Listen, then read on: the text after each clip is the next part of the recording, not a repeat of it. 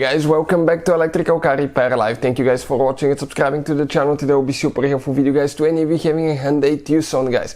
If you have a Hyundai Tucson with a 2.4 GDI engine and you're trying to find the serpentine belt diagram, stay with us. We'll explain everything from start to finish, how to install the belt, okay, where it needs to go and all that stuff.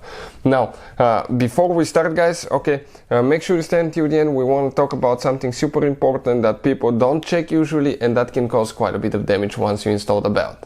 Before we start, let me tell you a little bit about us guys. Every single car we get at the garage, we try to take them completely apart and make at least 200 to 300 free repair videos. Why we do that? Simply because our mission in the shop is to save you as much money as we can. All we need guys in return, please subscribe to the channel, like the video, that way we can keep providing this free information to you.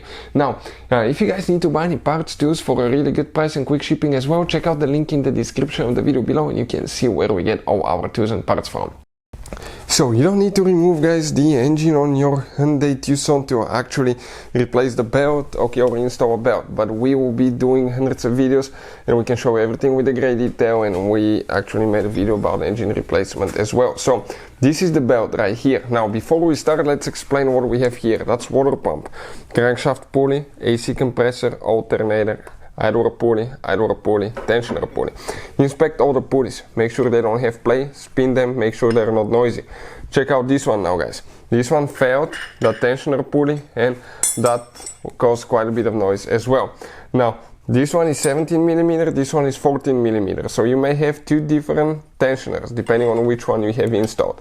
Now ours failed, so inspect your tensioner and make sure everything is good, because that can cause quite a bit of headache in the future. Another thing, inspect the crankshaft pulley, make sure it doesn't have play, because on higher mileage vehicles, or if you have an oil leak, that can eat that bushing here in the middle, and that can cause trouble as well. So we'll start with the AC compressor now. We will install it there. You gotta make sure guys it goes in all the canals here. From here it will go to the alternator. From the alternator it will go to an idler pulley. Check this thing out. Then it will go on top to another idler pulley. From there, okay, here we will go to the crankshaft. That's the water pump. And now right here we have that one last.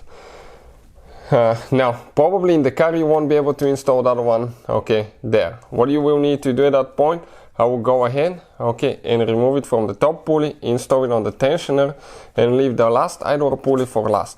Never put the finger between the belt and the pulley, because if something snaps, it will be pinched, so be careful. And now check it out again. Crankshaft pulley, AC compressor, alternator, idler pulley, idler, water pump, tensioner, back to crankshaft pulley.